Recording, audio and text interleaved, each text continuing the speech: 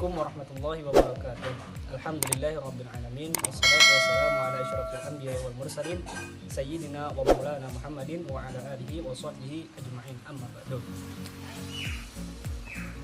Perkenalkan, kami dari kelompok 3. Yang pertama Abdus Salam Ridho, yang kedua Siti Nalisa, yang ketiga Irawati, yang keempat Nur Zahra Syahdah.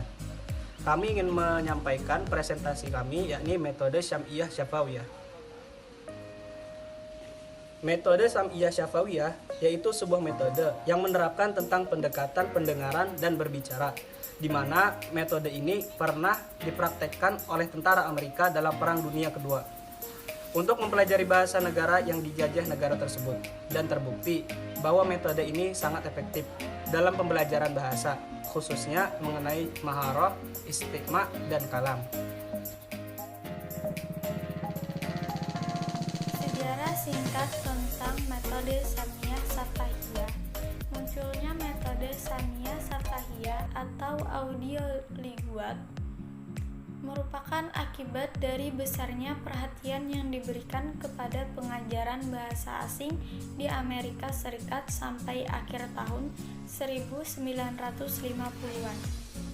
Perlunya suatu perubahan radikal dan pemikiran kembali metodologi pengajaran bahasa asing yang kebanyakan masih ada kaitannya dengan reading modern, justru didorong oleh peluncuran satelit Rusia pertama pada tahun 1957.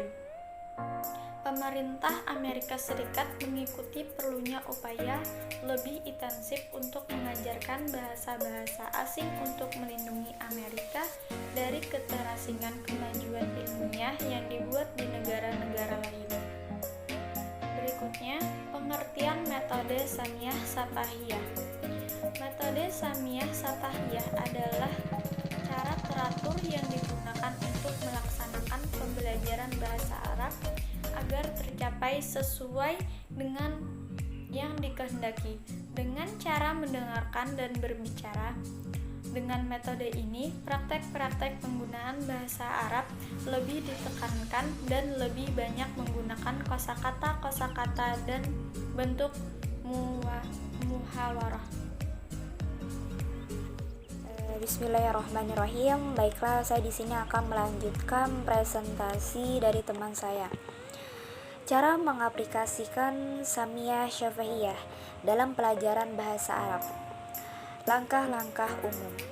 A. Pelajar harus menyimak, kemudian berbicara, lalu membaca, dan akhirnya menulis. B. Tata bahasa harus disajikan dalam bentuk pola-pola kalimat atau dialog-dialog dengan topik situasi sehari-hari. C. Latihan drill atau at-tadribat harus mengikuti operant conditioning seperti yang telah dijelaskan. Dalam hal ini hadiah adalah baik diberikan.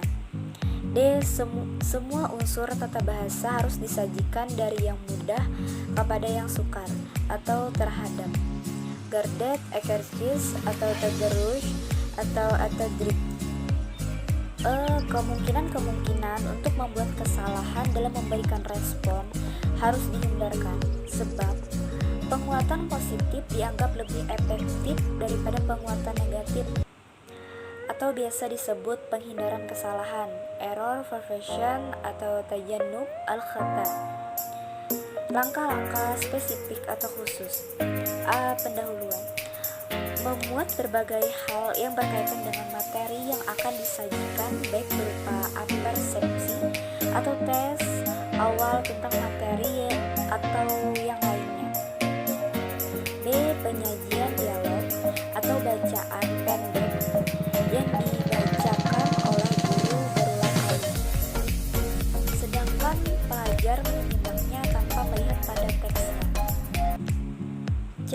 Peniruan dan penghafalan dialog atau bacaan pendek dengan teknik meniru setiap kalimat secara serentak dan menghafalkannya.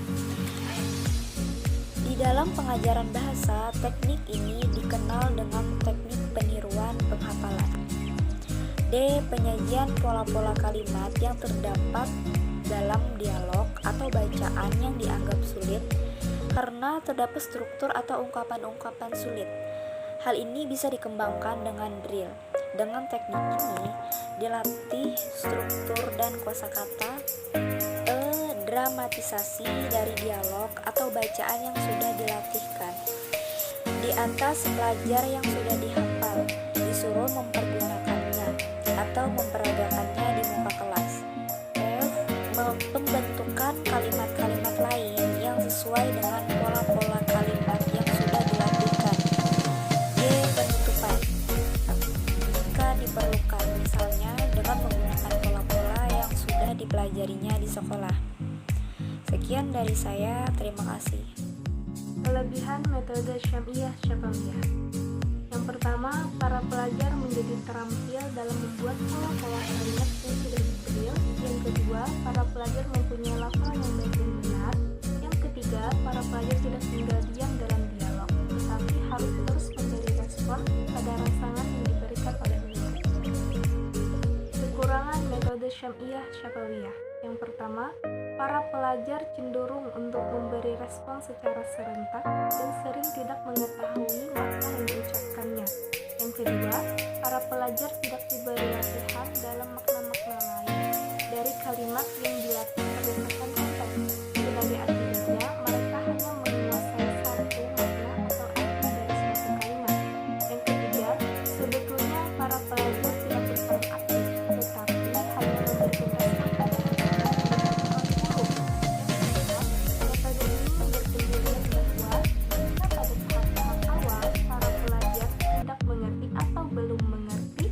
makna dari kalimat-kalimat yang ditirunya tidak dianggap sebagai yang meresahkan. Selanjutnya, dengan menyimak apa yang dikatakan oleh guru, memberikan respon yang benar, dan melakukan semua tugas tanpa salah, pelajar sudah dianggap belajar bahasa dengan benar. Jika dianalisa, pendirian ini kurang dapat diterima, sebab meniru tanpa mengetahui makna adalah suatu aktivitas yang mubazir. Kami dari kelompok 3, sekian dan terima kasih. Assalamualaikum warahmatullahi wabarakatuh.